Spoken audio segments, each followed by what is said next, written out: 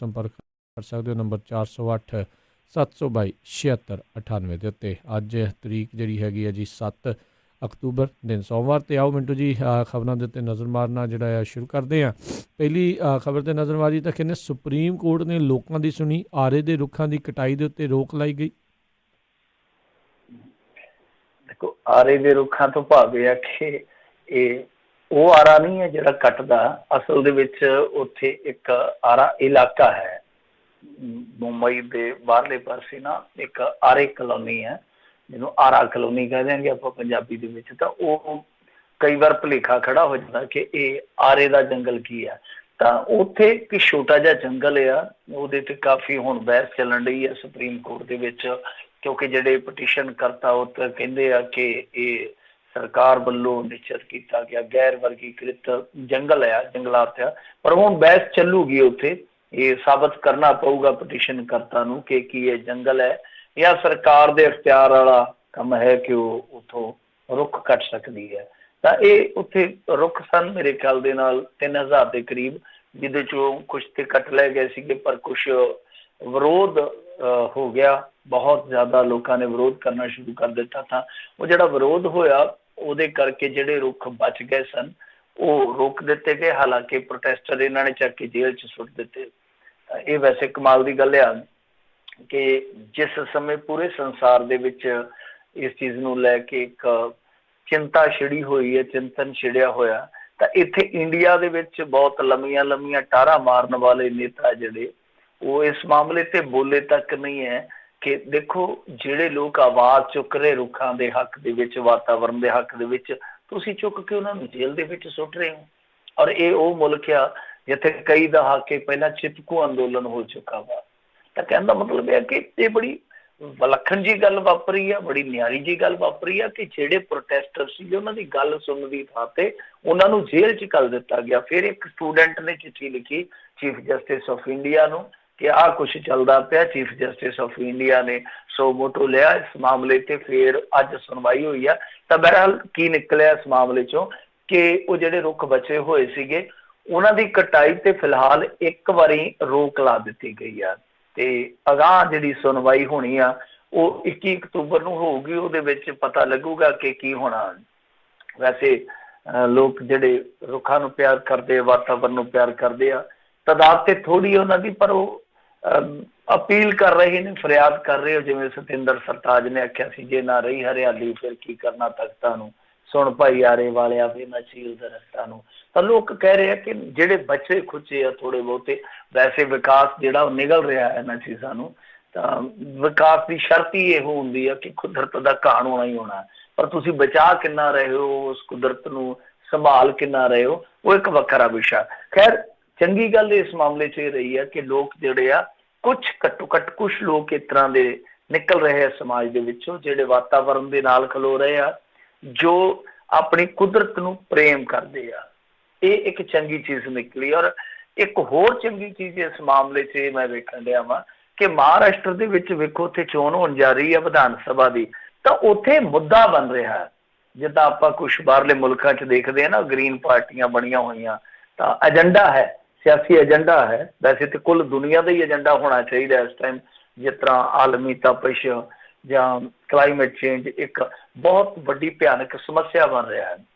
ਤਾਂ ਬਹਰਹਾਲ ਇੰਡੀਆ 'ਚ ਇਹ ਪਹਿਲੀ ਦਫਾ ਹੋ ਰਿਹਾ ਕਿ ਇੱਕ ਸਿਆਸੀ ਘਮਸਾਨ ਦੇ ਵਿੱਚ ਵਾਤਾਵਰਨ ਨੂੰ ਇੱਕ ਜਗ੍ਹਾ ਮਿਲ ਰਹੀ ਹੈ, ਮੁੱਦੇ ਨੂੰ ਜਗ੍ਹਾ ਮਿਲ ਰਹੀ ਹੈ। ਸਾਡੇ ਪੰਜਾਬ 'ਚ ਥੋੜ੍ਹੀ ਜਿਹੀ ਗੱਲ ਛਿੜੀ ਸੀਗੀ, ਪਰ ਬਾਅਦ ਦੇ ਵਿੱਚ ਉਹ ਗੱਡੀ ਲੀਹੋਂ ਲੱਥ ਗਈ। ਪਰ ਉੱਥੇ ਇੱਕ ਤਰ੍ਹਾਂ ਨਾਲ ਕਹਿ ਲਈਏ ਕਿ ਸਿਆਸਤ ਦੇ ਵਿੱਚ ਇਸ ਮੁੱਦੇ ਨੂੰ ਜਗ੍ਹਾ ਮਿਲ ਰਹੀ ਆ। ਇਹ ਇੱਕ ਚੰਗੀ ਚੀਜ਼ ਵਾਪਰੀ ਹੈ। ਹੋਰ ਜੀ ਜੀ ਬਿਲਕੁਲ ਜੀ, ਇਹ ਬਹੁਤ ਅਹਿਮ ਜਿਹੜੀ ਚੀਜ਼ ਆ, ਕਿਉਂਕਿ ਰਹਿਣਾ ਤਾਂ ਇੱਥੇ ਅਜੇ ਨਾ ਬਚਿਆ ਕੁਛ, ਤਾਂ ਫਿਰ ਕੀ ਤੁਸੀਂ ਇਹਨਾਂ ਸਾਰੀਆਂ ਚੀਜ਼ਾਂ ਦਾ ਕਰੋਗੇ।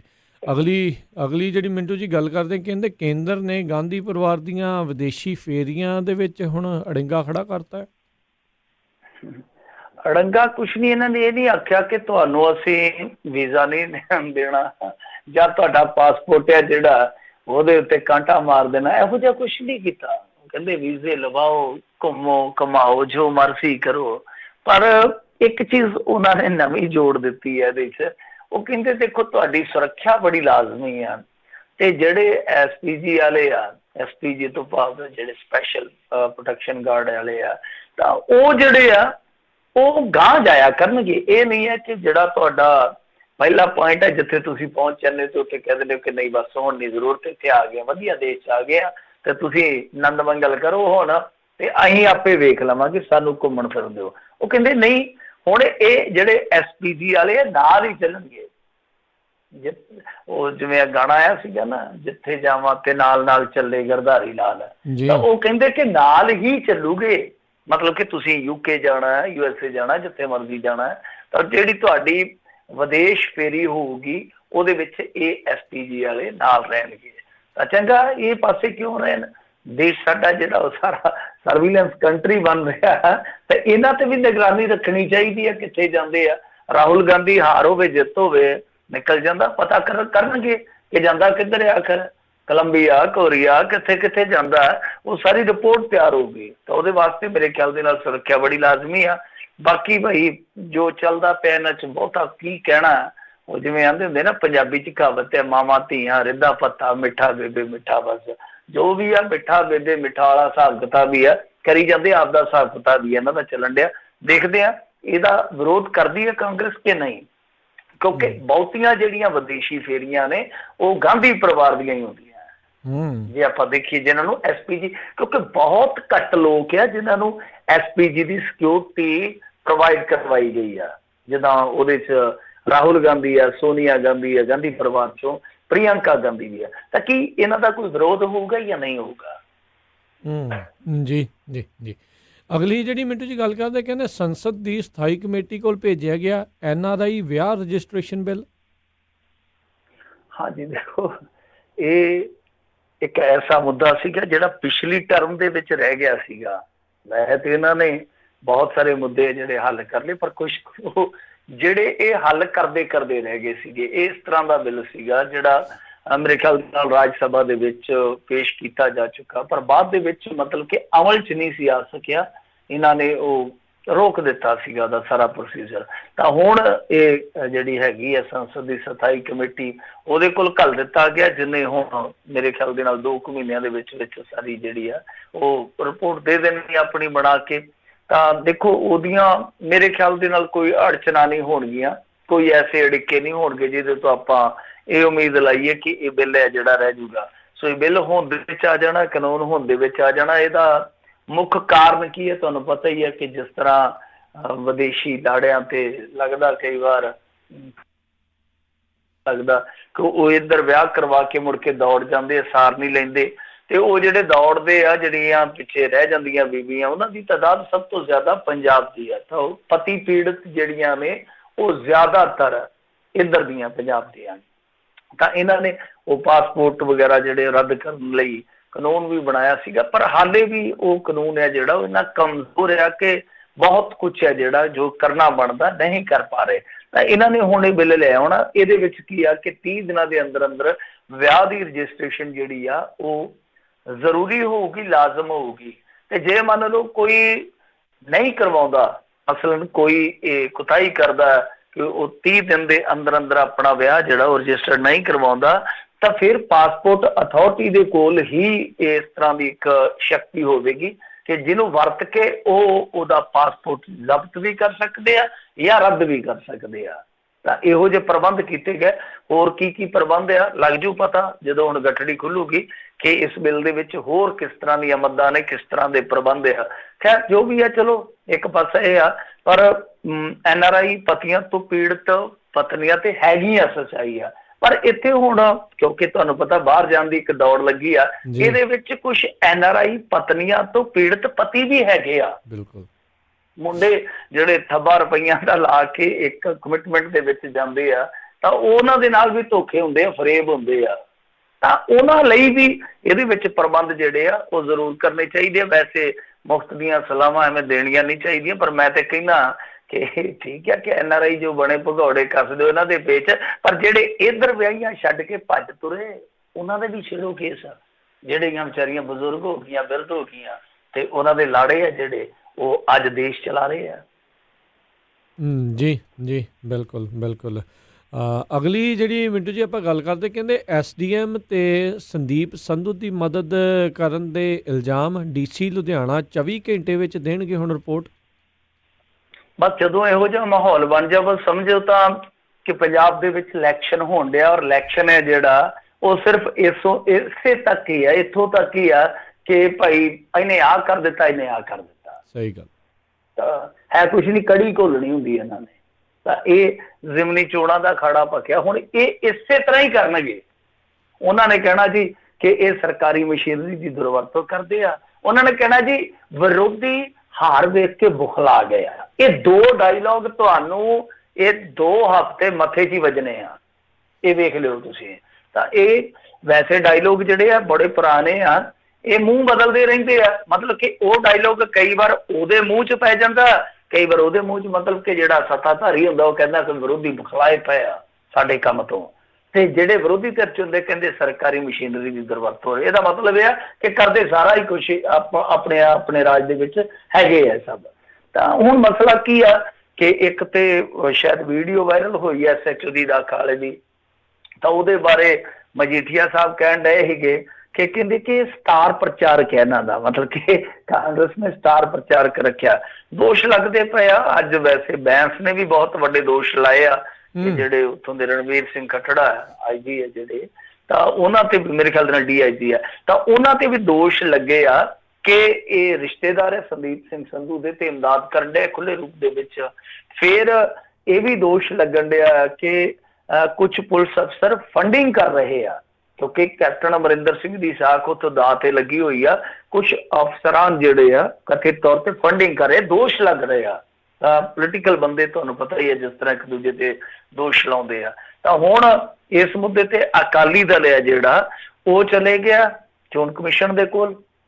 ਤਾਂ ਜਿਹੜੇ ਆਪਣੇ ਹੈਗੇ ਆ ਚੀਫ ਇਲੈਕਟੋਰਲ ਅਫਸਰ S ਕਰੁਣਾ ਰਾਜੂ, ਉਹਨਾਂ ਨੂੰ ਮਿਲੇ, ਇਹਨਾਂ ਨੇ ਸ਼ਿਕਾਇਤ ਦਿੱਤੀ ਆ ਤੇ ਨਾਲ ਇਹ ਕਿਹਾ ਕਿ ਮੰਗ ਵੀ ਕੀਤੀ ਇਹਨਾਂ ਨੇ, ਮੰਗ ਦੇ ਰੂਪ ਦੇ ਵਿੱਚ ਕਿ ਭਾਈ ਜਿੱਦਣ ਇਲੈਕਸ਼ਨ ਹੋਣਾ ਪੈਰਾਮਿਲਟਰੀ ਫੋਰਸਸ ਜਿਹੜੀਆਂ ਤੈਨਾਤ ਕੀਤੀਆਂ ਜਾਣ, CCTV ਕੈਮਰੇ ਲਾਏ ਜਾਣ, ਪਲੱਸ ਆਹ ਹੱਲ ਕੀਤਾ ਜਾਵੇ। ਮਤਲਬ ਕਿ ਜੋ ਇੱਕ SDM ਹੈ ਜਾਂ ਜਿਹੜੀ ਹੋਰ ਅਫਸਰਸ਼ਾਹੀ ਆ ਸੰਦੀਪ ਸੰਧੂ ਦੀ ਇਮਦਾਦ ਕਰਦੀ, ਇਹਨੂੰ ਨੱਥ ਪਾਈ ਜਾਵੇ। ਤਾਂ ਇਹਦੇ ਬਾਬਤ ਹੁਣ DC ਤੋਂ ਰਿਪੋਰਟ ਮੰਗੀ ਆ। ਅਗਲੇ 24 ਘੰਟਿਆਂ ਦੇ ਅੰਦਰ ਅੰਦਰ ਇਸ ਰਿਪੋਰਟ ਨੂੰ ਪੇਸ਼ ਕਰਨ ਦਾ ਹੁਕਮ ਦਿੱਤਾ ਗਿਆ। ਤਾਂ ਇਹ ਇੱਕ ਸਮੱਸਿਆ ਹੈ, ਚਾਹੇ ਕੋਈ ਵੀ ਹੋਵੇ। ਮੈਂ ਜਿੱਦਾਂ ਤੁਹਾਨੂੰ ਅੱਗੇ ਦੱਸਿਆ ਹੀ ਆ ਕਿ ਚਾਹੇ ਅਕਾਲੀ ਹੋਣ ਸੱਤਾ 'ਚ, ਚਾਹੇ ਕਾਂਗਰਸੀ ਹੋਣ, ਤੀਜਾ ਤੇ ਹਾਲੇ ਕੋਈ ਆਇਆ ਨਹੀਂ ਹੈ ਵੈਸੇ, ਨੇੜਲੇ ਭਵਿੱਖ 'ਚ ਸੰਭਾਵਨਾ ਵੀ ਘੱਟ ਹੀ ਆ। ਤਾਂ ਇਹ ਦੋਵੇਂ ਹੀ ਆਪੋ ਆਪਣੀ ਵਾਰੀ 'ਚ ਇਸ ਤਰ੍ਹਾਂ ਕਰਦੇ ਆ। ਤਾਂ ਜਿੱਦਾਂ ਮੈਂ ਤੁਹਾਨੂੰ ਕਿਹਾ ਕਿ ਮੰਗ ਪੱਤਰ ਜਿਹੜੇ ਆ ਉਹ ਸਿਮਿਲਰ ਹੀ ਹੁੰਦੇ ਆ, ਤਕਰੀਬਨ ਸਕ੍ਰਿਪਟਡ ਹੀ ਆ ਸਭ ਕੁਛ। ਬਸ ਇਹ ਆ ਕਿ ਉਹ ਜਾ ਕੇ ਤੇ ਮੰਗ ਪੱਤਰ ਫੜਾਉਣ ਵਾਲੇ ਹੱਥ ਬਦਲ ਜਾਂਦੇ ਆ ਜਾਂ ਕਈ ਆ, ਕਿਉਂਕਿ ਕੁਰਸੀਆਂ ਤੇ ਆਪਣੇ ਬੰਦੇ ਲਾਏ ਹੁੰਦੇ ਇਹਨਾਂ ਨੇ। ਜੀ ਜੀ ਜੀ। ਅਗਲੀ ਜਿਹੜੀ ਮਿੰਟੂ ਜੀ ਗੱਲ ਕਰਦੇ, ਕਹਿੰਦੇ ਕਲੋਜ਼ਰ ਰਿਪੋਰਟ ਦੀ ਕਾਪੀ ਲੈ ਕੇ ਸਰਕਾਰ ਕਰੇਗੀ ਆਪਣਾ ਇਤਰਾਜ਼ ਦਰਜ। ਦੇਖੋ, ਕਲੋਜ਼ਰ ਰਿਪੋਰਟ ਬਾਰੇ ਇਹਨਾਂ ਨੂੰ ਇੱਕ ਚੰਗੀ ਰਾਹਤ ਮਿਲੀ ਆ। ਕਲੋਜ਼ਰ ਰਿਪੋਰਟ ਦੀ ਕਾਪੀ ਇਹਨਾਂ ਨੂੰ ਦੇਣ ਦੇ ਹੁਕਮ ਦੇ ਦਿੱਤੇ ਆ, ਕੋਰਟ ਵੱਲੋਂ ਮਿਲ ਗਏ ਆ। ਤਾਂ ਹੁਣ ਇਹ ਕਲੋਜ਼ਰ ਰਿਪੋਰਟ ਦੀ ਕਾਪੀ ਲੈ ਕੇ CBI ਦੀ ਜਿਹੜੀ ਕਲੋਜ਼ਰ ਰਿਪੋਰਟ ਹੈ ਉਹਦੀ ਕਾਪੀ ਲੈ ਕੇ ਫਿਰ ਉਸ ਤੋਂ ਬਾਅਦ ਇਤਰਾਜ਼ ਦਰਸਾ ਸਕਦੇ ਆ ਜਾਂ ਪ੍ਰਗਟਾ ਸਕਦੇ ਆ ਜਾਂ ਲਿਖਤੀ ਰੂਪ ਦੇ ਵਿੱਚ ਅਦਾਲਤ 'ਚ ਪੇਸ਼ ਕਰ ਸਕਦੇ ਆ ਕਿ ਭਾਈ ਅਸੀਂ ਇਹਨਾਂ ਤੋਂ ਜਾਂਚ ਪੜਤਾਲ ਨਹੀਂ ਕਰਵਾਉਣੀ, ਕਿਉਂਕਿ CBI ਵੇਰੀ ਬੈਠੀ ਆ। ਉਹ ਕਹਿੰਦੇ ਕਿ ਨਹੀਂ, ਜਾਂਚ ਪੜਤਾਲ ਹੁਣ ਆਪਾਂ ਹੀ ਕਰਨੀ ਆ, ਅਸੀਂ ਕਰਾਂਗੇ। ਸਾਡੇ ਕੋਲ ਤੱਥ ਹੈ ਜਿਹੜੇ ਉਹ ਨਵੇਂ ਆਏ, ਉਹਨਾਂ ਦੀ ਰੌਸ਼ਨੀ ਦੇ ਵਿੱਚ ਅਸੀਂ ਫਿਰ ਇਹ ਜਾਂਚ ਪੜਤਾਲ ਵੇਖਾਂਗੇ ਕਰਕੇ। ਤਾਂ ਉਹ ਆਪਣੇ ਪਾਸੇ ਲੱਗੇ ਹੋਏ ਆ। ਤਾਂ ਇਹਨਾਂ ਦਾ ਕਹਿਣ ਦਾ ਮਤਲਬ ਇਹ ਆ ਕਿ ਹੁਣ ਜਿੱਦਾਂ ਇਹਨਾਂ ਦੇ ਐਡਵੋਕੇਟ ਜਨਰਲ ਨੇ ਥੋੜੇ ਸੰਕੇਤ ਦਿੱਤੇ ਆ ਕਿ ਅਸੀਂ ਹੁਣ ਇਹਦੀ ਘੋਖ ਕਰਾਂਗੇ। ਪਹਿਲਾਂ ਸਾਨੂੰ ਇਹ ਜਦੋਂ ਕਾਪੀ ਮਿਲੂਗੀ ਵੇਖਾਂਗੇ, ਵਿਚਾਰਾਂਗੇ, ਉਸ ਤੋਂ ਬਾਅਦ ਫਿਰ ਜਿਹੜੇ ਨੁਕਤੇ ਹੋਣਗੇ ਉਹਨਾਂ ਦੇ ਆਧਾਰ ਤੇ, ਉਹਨਾਂ ਦੀ ਬਿਨਾਂ ਤੇ ਅਸੀਂ ਜਾ ਕੇ ਅਦਾਲਤ ਦੇ ਵਿੱਚ ਮੰਗ ਕਰਾਂਗੇ ਕਿ ਪੜਤਾਲ ਜਿਹੜੀ CBI ਕਰਨ ਡਈ ਆ ਜਾਂ ਹੋਰ ਅੱਗੇ ਤੋਰਨਾ ਚਾਹੁੰਦੀ ਆ, ਇਹ ਪੁੱਠੀ ਸਾਨੂੰ ਦੇ ਦਿੱਤੀ ਜਾਵੇ, ਅਸੀਂ ਆਪਣੇ ਪੱਧਰ ਤੇ ਆਪੇ ਜਾਂਚ ਪੜਤਾਲ ਜਿਹੜੀ ਉਹ ਕਰਵਾਵਾਂਗੇ। ਤਾਂ ਮਤਲਬ ਇਹ ਕਿ ਅਹਿਮ ਪੜਾਅ ਤੇ ਪਹੁੰਚ ਗਈ ਆ ਹੁਣ ਗੱਲਬਾਤ, ਕਿਉਂਕਿ ਵੈਸੇ ਵੀ ਤੁਹਾਨੂੰ ਪਤਾ ਸਰਕਾਰ ਜਿਹੜੀ ਉਹ ਇੱਕ ਪੜਾਅ ਤੇ ਪਹੁੰਚਣ ਵਾਲੀ ਆ। ਤੀਜਾ ਸਾਲ ਪੂਰਾ ਹੋ ਜਾਣਾ ਗਾਹਾਂ ਜਾ ਕੇ ਫਰਵਰੀ ਮਾਰਚ ਦੇ ਵਿੱਚ, ਤੇ ਸਮਾਂ ਘੱਟ ਰਹਿ ਗਿਆ, ਸਾਲ ਕੁ ਰਹਿ ਗਿਆ। ਉਸ ਤੋਂ ਬਾਅਦ ਫੇਰ ਥੋੜੇ ਜਿਹੇ ਇਹੋ ਜਿਹੇ ਮੁੱਦੇ ਚਾਹੀਦੇ ਆ, ਕਿਉਂਕਿ ਕੰਮ ਤੇ ਕਰਨਾ ਕੋਈ ਨਹੀਂ ਆ, ਕੰਮ ਤੇ ਹੋਣਾ ਕੋਈ ਨਹੀਂ ਆ। ਇਹੋ ਜਿਹੇ ਜਜ਼ਬਾਤੀ ਪੱਤੇ ਤੇ 5-7 ਤੁਹਾਡੇ ਹੱਥ 'ਚ ਹੋਣੇ ਚਾਹੀਦੇ ਆ ਨਾ, ਕਿ 6-6 ਮਹੀਨੇ 2 ਮਹੀਨੇ ਬਾਅਦ ਹੋ ਗਿਆ ਇੱਕ ਸੁੱਟੀ ਚਲੋ, ਖਿਲਾਰੀ ਚਲੋ। ਤੇ ਲੋਕ ਕੀ ਹੈ, ਲੋਕ ਉਲਝ ਜਾਂਦੇ ਇਹਨਾਂ ਸਮੱਸਿਆਵਾਂ ਦੇ ਵਿੱਚ। ਤਾਂ ਖੈਰ ਇਹ ਕਾਂਗਰਸ ਹੁਣ ਕਰੂਗੀ ਆਪਣੇ ਪੱਧਰ ਤੇ, ਕਿਉਂਕਿ ਟ੍ਰਿਬਿਊਨ ਦੇ ਵਿੱਚ ਅੱਜ ਇੱਕ ਹੋਰ ਖਬਰ ਲੱਗੀ ਹੈ, ਫਰੰਟ ਪੇਜ ਤੇ ਛੋਟੀ ਜਿਹੀ ਖਬਰ ਆ, ਪਰ ਗਾਂ ਜਦੋਂ ਸਫਾ ਥੱਲੋਗੇ 5ਵੇਂ 6ਵੇਂ ਤੇ ਉਹ ਬੜੀ ਤਫਸੀਲ ਦੇ ਨਾਲ ਖਬਰ ਲੱਗੀ ਆ। ਉਹਦੇ ਵਿੱਚ ਰਿਪੋਰਟਰ ਨੇ ਦਾਅਵਾ ਕੀਤਾ ਕਿ ਉਹ ਜਿਹੜੇ 2 ਸਕੈਚ ਬਣੇ ਸਨ ਉਹਨਾਂ ਦੇ ਆਧਾਰ ਤੇ ਗਾਂ ਇੱਕ ਬੰਦੇ ਦੀ ਉਸ ਸਮੇਂ ਗ੍ਰਿਫਤਾਰੀ ਹੋਈ ਸੀ, ਪਰ ਉਸ ਗ੍ਰਿਫਤਾਰੀ ਨੂੰ ਕੁਝ ਕਾਰਨਾਂ ਕਰਕੇ ਢੱਕ ਦਿੱਤਾ ਗਿਆ ਸੀਗਾ। ਤਾਂ ਉਹ ਮਾਮਲਾ ਜਿਹੜਾ ਹੁਣ ਅੱਗੇ ਵੀ ਤੁਰ ਸਕਦਾ, ਕਿਉਂਕਿ ਉਸ ਟਾਈਮ ਬੰਦੇ ਨੂੰ ਰਾਉਂਡ ਅਪ ਕੀਤਾ ਸੀ, ਆਫੀਸ਼ੀਅਲੀ ਗ੍ਰਿਫਤਾਰੀ ਨਹੀਂ ਇਹਨਾਂ ਨੇ ਪਾਈ, ਪਰ ਉੱਥੋਂ ਤੱਥ ਜ਼ਰੂਰ ਨਿਕਲੇ ਸਨ, ਕੜੀਆਂ ਜੁੜਦੀਆਂ ਸਨ। ਉਹ ਕਿੱਥੋਂ ਕੁ ਤੱਕ ਜਾਂਦੀਆਂ, ਕਹਿੰਦੇ ਕਿ ਉਸ ਮਾਮਲੇ 'ਚ ਵੀ ਪੁਲਿਸ ਜਿਹੜੀ ਅੰਦਰ ਖਾਤੇ ਕੰਮ ਕਰਨ ਡਈ ਆ, ਮਤਲਬ ਕਿ CBI ਤੇ ਬੈਠੀ ਆ ਇਹ ਪੁਲਿਸ ਜਿਹੜੀ ਹੈ, ਪੰਜਾਬ ਪੁਲਿਸ ਹੈ, ਉਹ ਹੱਥ ਪੈਰ ਮਾਰਨ ਡਈ ਆ ਕਿ ਕੁਛ ਨਾ ਕੁਛ ਹੈ ਜਿਹੜਾ ਉਹ ਹੱਥ ਲੱਗ ਜਾਵੇ। ਤਾਂ ਇਹ ਇੱਕ ਰੋਚਕ ਜਾਣਕਾਰੀ ਅੱਜ ਮਿਲੀ ਕਿ ਅੰਦਰ ਖਾਤੇ ਪੰਜਾਬ ਪੁਲਿਸ ਆਪਣੇ ਪੱਧਰ ਤੇ ਹੀ ਪੜਚੋਲ ਕਰਦੀ ਪਈ ਆ ਕਿ ਕੁਛ ਨਾ ਕੁਛ ਤੋੜ ਲਈ ਮਸਾਲਾ ਜਿਹੜਾ ਇਕੱਠਾ ਕੀਤਾ ਜਾਵੇ। ਬਹਰਹਾਲ ਜੋ ਮਰਜ਼ੀ ਆ, ਪਰ ਮੈਨੂੰ ਨਹੀਂ ਲੱਗਦਾ ਕਿ ਨੇੜਲੇ ਭਵਿੱਖ ਦੇ ਵਿੱਚ, ਜੇ ਆਪਾਂ ਨੇੜਲੇ ਭਵਿੱਖ ਦੇ ਵਿੱਚ ਵੇਖੀਏ, ਛੇਤੀ ਇਹ ਮਾਮਲਾ ਤਣ ਪੱਤਣ ਲੱਗੂਗਾ, ਕਿਉਂਕਿ ਜਦੋਂ ਕਾਨੂੰਨੀ ਗੁੰਝਲਾਂ ਇੰਨੀਆਂ ਹੋਣ ਉਦੋਂ ਗੱਲ ਜਿਹੜੀ ਸਿਰੇ ਲੱਗਦੀ ਨਜ਼ਰ ਨਹੀਂ ਆਉਂਦੀ ਹੁੰਦੀ। ਤਾਂ ਹੁਣ ਕਲੋਜ਼ਰ ਰਿਪੋਰਟ ਤੇ ਪਹਿਲਾਂ ਤਾਂ ਚੱਲੂਗਾ ਕੰਮ, ਉਸ ਤੋਂ ਬਾਅਦ ਫਿਰ CBI ਤੋਂ ਕੇਸ ਇਹਨਾਂ ਨੇ ਵਾਪਸ ਲੈਣਾ ਜਾਂ ਨਹੀਂ ਲੈਣਾ, ਉਹ ਵੀ ਇੱਕ ਕਾਨੂੰਨੀ ਲੜਾਈ ਹੋਊਗੀ। ਉਸ ਤੋਂ ਬਾਅਦ ਫਿਰ ਜਾਂਚ ਪੜਤਾਲ ਚੱਲੂਗੀ, ਉਹਦੀ ਵੀ ਮੁਖਾਲਫਤ ਹੋਣੀ ਆ, ਤਾਂ ਲਗਭਗ ਚੋਣ ਆ ਜਾਣੀ ਆ ਦੁਬਾਰਾ। ਫਿਰ ਉਹ ਝੋਲੇ ਦੇ ਵਿੱਚੋਂ ਪੱਤੇ, ਜਿਵੇਂ ਮੈਂ ਤੁਹਾਨੂੰ ਕਿਹਾ, ਜਜ਼ਬਾਤੀ ਪੱਤੇ ਕੱਢਣਗੇ। ਕਾਂਗਰਸੀਆਂ ਦੇ ਕੋਲ ਹੋਰ ਕੁਛ ਨਹੀਂ ਹੈ, ਕਾਂਗਰਸੀਆਂ ਦੇ ਕੋਲ ਇਹੀ ਚੀਜ਼ਾਂ ਹੈਗੀਆਂ, ਕਿਉਂਕਿ ਇਹਨਾਂ ਨੇ ਇਹਨਾਂ ਚੀਜ਼ਾਂ ਤੇ ਹੀ ਖੇਡਣਾ ਮੁੜ ਕੇ ਫਿਰ। ਜੀ ਜੀ ਬਿਲਕੁਲ। ਅਗਲੀ ਗੱਲ ਕਰਦੇ, ਕਹਿੰਦੇ ਪਾਵਰਕੌਮ ਦੇ ਚੇਅਰਮੈਨ ਦੇ ਗੈਰ ਜ਼ਮਾਨਤੀ ਵਾਰੰਟ ਜਾਰੀ। ਮਤਲਬ ਕਿ ਪਾਵਰਕੌਮ ਦੀ ਪਾਵਰ ਨੂੰ ਚੈਲੰਜ ਹੋ ਗਿਆ। ਖੈਰ ਇਹ ਮਾਮਲਾ ਜਿਹੜਾ ਬੜਾ ਦਿਲਚਸਪ ਇਉਂ ਆ ਕਿ ਗਲਤੀ ਇਹਨਾਂ ਦੀ ਆ। ਵੈਸੇ ਗਲਤੀਆਂ ਜਿਨ੍ਹਾਂ ਦੀਆਂ ਹੁੰਦੀਆਂ ਉਹ ਭੁਗਤਦੇ ਨਹੀਂ, ਭੁਗਤਦੇ ਹੋ ਰਿਹਾ, ਇਹੋ ਜਿਹਾ ਮਾਹੌਲ ਬਣਿਆ ਪਿਆ।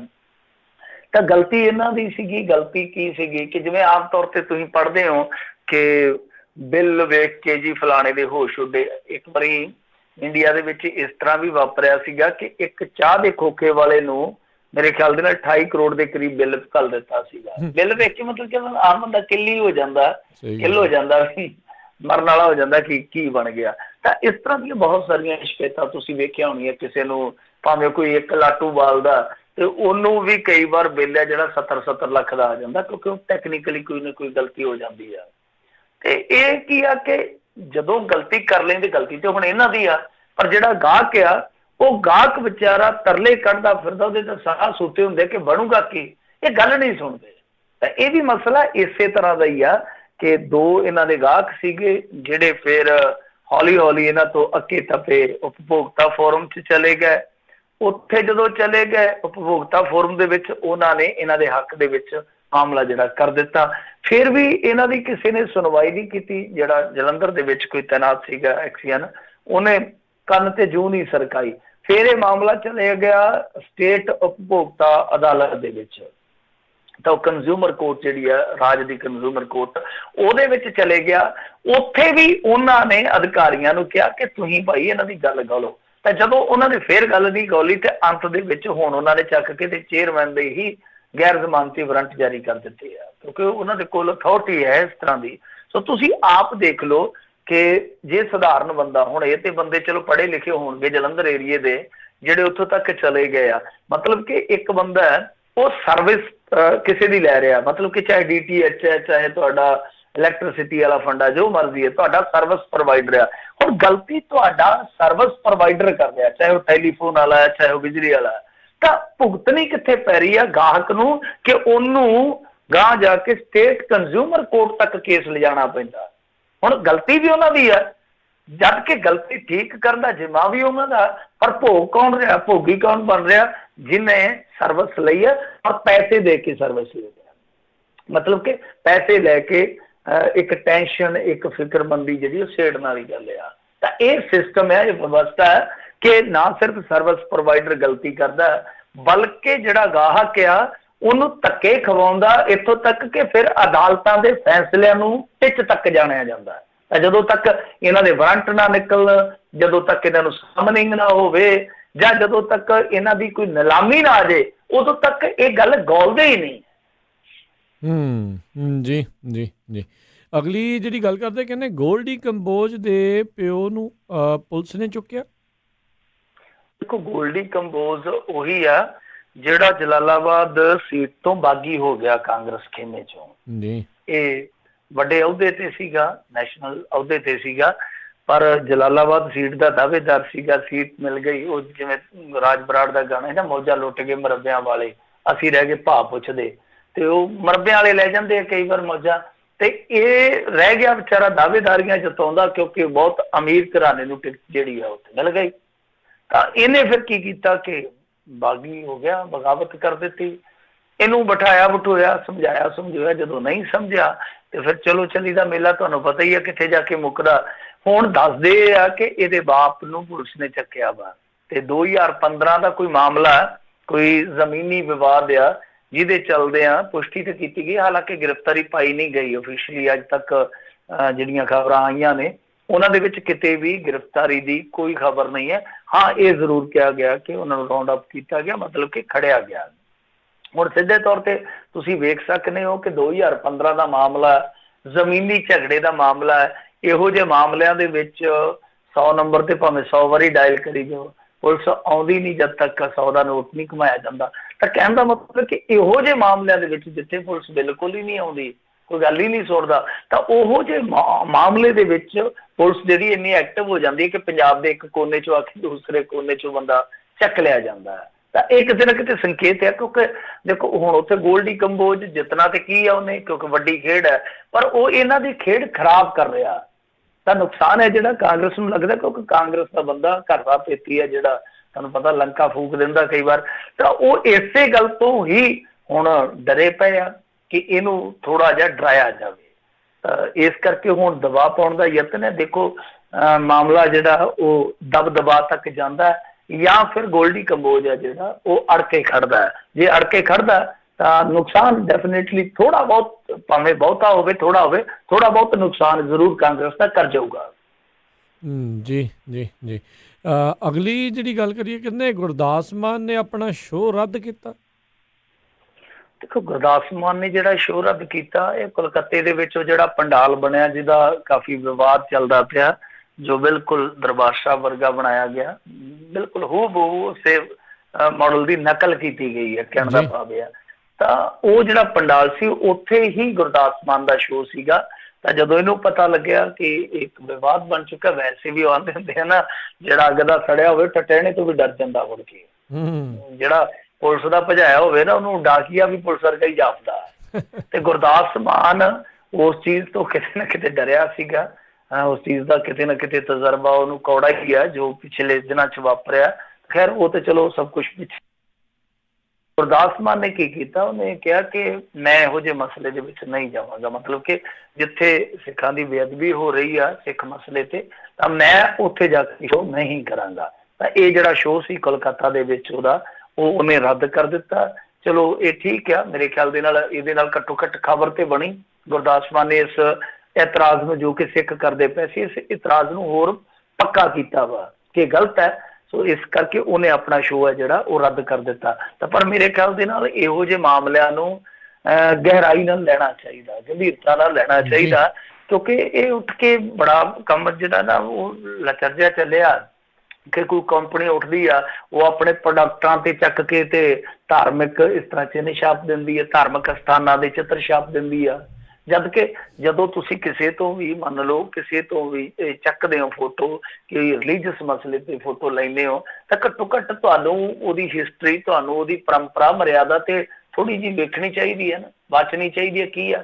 ਪਰ ਇਹ ਕੀ ਹੁੰਦਾ ਕਿ ਇਸ ਤਰ੍ਹਾਂ ਦੇ ਮਾਮਲਿਆਂ ਦੇ ਵਿੱਚ ਉਹ ਜਿਹੜੀ ਕੰਪਨੀ ਭਾਵੇਂ ਨਖੱਟੂ ਹੋਵੇ, ਬਿਲਕੁਲ ਨਖਿੱਧ ਹੋਵੇ, ਉਹ ਵੀ ਰਾਤੋਂ ਰਾਤ ਪਬਲਿਸਿਟੀ ਖੱਟ ਜਾਂਦੀ ਆ। ਤਾਂ ਇਹ ਜਿਹੜੀਆਂ ਚੀਜ਼ਾਂ ਕੀਤੀਆਂ ਜਾ ਰਹੀਆਂ, ਕੀ ਗੱਲ ਇਹਨਾਂ ਨੂੰ ਪਤਾ ਨਹੀਂ ਹੈ ਕਿ ਇਸ ਤਰ੍ਹਾਂ ਕਰਨਾ ਜਿਹੜਾ ਉਹ ਗਲਤ ਆ।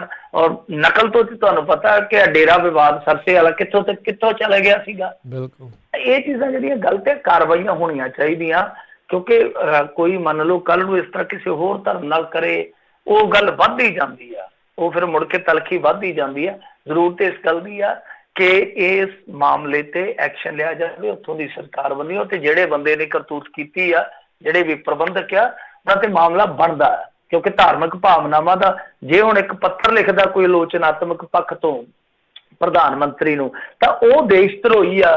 ਜੇ ਕੋਈ ਪੱਤਰਕਾਰ ਜਾਂ ਜੇ ਕੋਈ ਬੁੱਧੀਜੀਵੀ ਕੋਈ ਤਿੱਖੀ ਕਵਿਤਾ ਲਿਖ ਦੇਵੇ, ਕੋਈ ਚੰਗਾ ਉਹ ਟੀਕਾ ਟਿੱਪਣੀ ਕਰ ਦੇਵੇ, ਤੇ ਉਹਦੇ ਤੇ ਲਾ ਦਿੰਦੇ 295।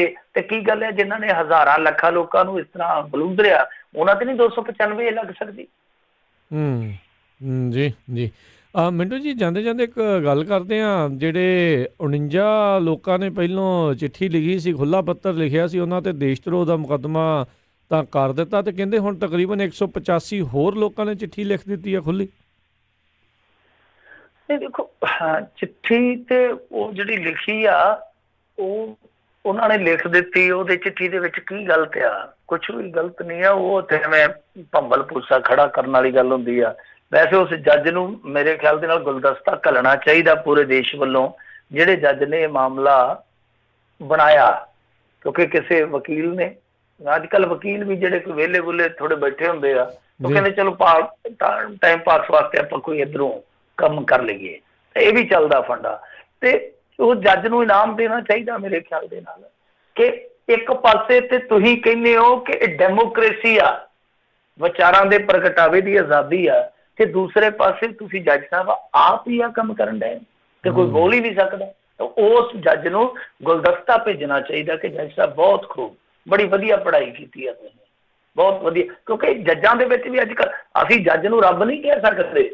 ਜੱਜ ਮਾਨਯੋਗ ਹੈ, ਸਨਮਾਨਯੋਗ ਹੈ, ਜੁਡੀਸ਼ਰੀ ਦਾ ਹਿੱਸਾ। ਪਰ ਜੇ ਕੋਈ ਜੱਜ ਆ ਕਿ ਮੋਰਨੀ ਜਿਹੜੀ ਹੰਝੂਆਂ ਦੇ ਮੋਰ ਦੇ ਹੰਝੂਆਂ ਨਾਲ ਗਰਭਵਤੀ ਹੋ ਜਾਂਦੀ, ਇਹ ਕਿਵੇਂ ਮੰਨ ਲਾਂਗੇ? ਤਾਂ ਜਿਹੜੀ ਅਦਾਲਤ ਵਿਚਾਰਾਂ ਦੇ ਪ੍ਰਗਟਾਵੇ ਦੀ ਰਾਖੀ ਕਰਦੀ ਆ, ਉਹ ਚੱਕ ਕੇ ਕੇਸ ਦਰਜ ਕਰ ਦੇਵੇ, ਉਹਦੇ 'ਚ ਅਸੀਂ ਜੱਜ ਸਾਹਿਬ ਨੂੰ ਮਾੜਾ ਨਹੀਂ ਕਵਾਂਗੇ, ਗੁਲਦਸਤਾ ਜ਼ਰੂਰ ਭੇਟ ਕਰਾਂਗੇ ਕਿ ਵਾਹ ਜੱਜ ਸਾਹਿਬ ਕਿਆ ਕਰਾਮਾਤ ਕੀਤੀ ਆ ਤੁਸੀਂ। ਤੇ ਦੂਜੀ ਗੱਲ ਆ, ਚਿੱਠੀਆਂ ਤੇ ਲਿਖਦੇ ਆ। ਹੁਣ ਕੱਲ ਨੂੰ ਤੇ ਜੇ ਮੰਨ ਲਓ ਕੋਈ ਬੰਦਾ ਉਹਦਾ ਆਪਣਾ ਬੇਟਾ ਜੇ ਸ਼ਹੀਦ ਹੋ ਜਾਂਦਾ ਕਿਸੇ ਸਰਹੱਦ ਤੇ ਜਾ ਕੇ, ਉਹਨੂੰ ਕੋਈ ਸਹੂਲਤ ਨਹੀਂ ਮਿਲਦੀ, ਤਾਂ ਉਹ ਰੋਸ ਦੇ ਵਜੋਂ ਪੱਤਰ ਲਿਖਦਾ ਕਿ ਆਹ ਸਰਕਾਰ ਨੇ ਵਾਅਦਾ ਕੀਤਾ ਸੀ ਜਾਂ ਸਹੂਲਤ ਸਾਨੂੰ ਮਿਲਣੀ ਚਾਹੀਦੀ ਸੀਗੀ, ਤੇ ਅਸੀਂ ਆਪਣਾ ਪੁੱਤਰ ਮਰਵਾ ਲਿਆ। ਤੇ ਕੀ ਤੁਸੀਂ ਆਖੋਗੇ ਤੁਸੀਂ ਦੇਸ਼ ਧਰੋਹੀ ਆ? ਤੁਸੀਂ ਚੁੱਪ ਕਰਕੇ ਬਹਿ ਜਾਂਦੇ, ਦੇਸ਼ ਦੀ ਖਾਤਰ ਇਹਨਾਂ ਨਹੀਂ ਕਰ ਸਕਦੇ, ਤਾਂ ਫਿਰ ਤਾਂ ਉੱਥੇ ਵੀ ਗੱਲ ਇਹ ਲਾਗੂ ਹੋਊਗੀ। ਸੋ ਆਲੋਚਨਾ ਕਦੇ ਵੀ ਦੇਸ਼ ਧਰੋਹ ਨਹੀਂ ਹੋ ਸਕਦੀ, ਇਹ ਸੋਚਣਾ ਪਊਗਾ, ਸਮਝਣਾ ਪਊਗਾ। ਜੇ ਆਲੋਚਨਾ ਦੇਸ਼ ਧਰੋਹ ਹੈ ਤਾਂ ਫਿਰ ਤੁਹਾਨੂੰ ਲੋਕਤੰਤਰ ਦਾ ਸਵਰੂਪ ਬਦਲ ਦੇਣਾ ਪਊਗਾ, ਇਹਦੀ ਤਖਤੀ ਲਾ ਕੇ ਕੁਛ ਹੋਰ ਲਾਉਣਾ ਪਊਗਾ। ਉਹ ਚਿੱਠੀ ਜਿਹੜੀ ਆ ਉਹ ਵੱਖੋ ਵੱਖਰੇ ਪ੍ਰਪੇਖ 'ਚ ਲਿਖੀ ਜਾਂਦੀ ਹੈ। ਰਾਜ ਕਰਨਵੀਰ ਸਿੰਘ ਜੀ, ਕੋਈ ਜਿਹੜੇ ਹੁੰਦੇ ਆ ਫੋਰਸ ਦੇ ਯਾਨੀ ਮਿਲਟਰੀ ਦੇ ਜਿਹੜੇ ਰਿਟਾਇਰਡ ਅਧਿਕਾਰੀ ਹੁੰਦੇ ਆ, ਕਈ ਵਾਰ ਉਹ ਪੱਤਰ ਲਿਖ ਦਿੰਦੇ ਆ। ਕਈ ਵਾਰ ਯਾਨੀ ਡਿਫੈਂਸ ਦੇ ਮਾਮਲਿਆਂ ਤੋਂ ਇਲਾਵਾ ਕਈ ਵਾਰ ਜਿਹੜੇ ਖੇਡਾਂ ਨਾਲ ਜੁੜੇ ਲੋਕ ਉਹ ਵੀ ਲਿਖਦੇ ਆ, ਕਈ ਵਾਰ ਕਲਾ ਨਾਲ ਜੁੜੇ ਲਿਖਦੇ ਆ। ਰਚਨਾ ਵੀ ਹੁੰਦੀ, ਉਹਦੇ 'ਚ ਸਲੌਤ ਵੀ ਹੁੰਦੀ ਆ। ਤਾਂ ਜੇ ਇੱਦਾਂ ਕਰੋਗੇ ਤਾਂ ਮੇਰੇ ਖਿਆਲ ਦੇ ਨਾਲ ਬਦਨਾਮੀ ਇਹਦੇ 'ਚ ਨਿਕਲਣਾ ਕੀ ਆ? ਅਦਾਲਤ 'ਚ ਕੇਸ ਜਾਊਗਾ। ਇਹ ਸਾਰੇ ਇਤਿਹਾਸਕਾਰ ਹੈ, ਕੋਈ ਕਲਾ ਜਗਤ ਦਾ ਮੰਨਿਆ ਬੰਦਾ, ਇਹ ਤੇ ਹੈ ਨਹੀਂਗਾ ਕਿ ਚੱਕ ਤੁਸੀਂ ਅੰਦਰ ਸੁੱਟ ਦਿਓਗੇ। ਅਗਲੇ ਵੱਡੇ ਵਕੀਲ ਕਰਕੇ ਤੁਹਾਡੀ ਮੰਜੀ ਠੋਕ ਦੇਣਗੇ ਉੱਥੇ, ਕਿ ਇਹਦੇ 'ਚ ਗਲਤ ਕੀ ਆ ਫੇਰ। ਜੀ ਜੀ, ਬਿਲਕੁਲ। ਸੋ ਹਾਲਾਤ ਜਿਹੜੇ ਆ ਇੱਦਾਂ ਦੇ ਜਿਹੜੇ ਉੱਥੇ ਲਗਾਤਾਰ ਬਣ ਰਹੇ ਨੇ। ਤੇ ਮਿੰਟੂ ਜੀ, ਬਹੁਤ ਬਹੁਤ ਤੁਹਾਡਾ ਧੰਨਵਾਦ, ਤੁਸੀਂ ਸਾਡੇ ਨਾਲ ਜੁੜੇ ਇਹਨਾਂ ਖਬਰਾਂ ਬਾਰੇ। ਜੀ ਧੰਨਵਾਦ, ਸਤਿ ਸ਼੍ਰੀ ਅਕਾਲ ਜੀ। ਜੀ ਤੇ ਸਰੋਤੇ ਇੱਥੇ ਸਾਡਾ ਅੱਜ ਦਾ ਇਹ ਪ੍ਰੋਗਰਾਮ ਉਹ ਸਮਾਪਤ ਹੁੰਦਾ। ਮਿਲਦੇ ਹਾਂ ਅਗਲੀ ਵਾਰ, ਤੱਕ ਲਈ ਮੇਰੇ ਵੱਲੋਂ ਵੀ ਸਤਿ ਸ਼੍ਰੀ ਅਕਾਲ ਜੀ। ਉਹਦੇ ਵਾਸਤੇ ਖੇਡਦੇ ਰਹੋ, ਸੁਣਦੇ ਰਹੋ ਪੰਜਾਬੀ ਰੇਡੀਓ USA।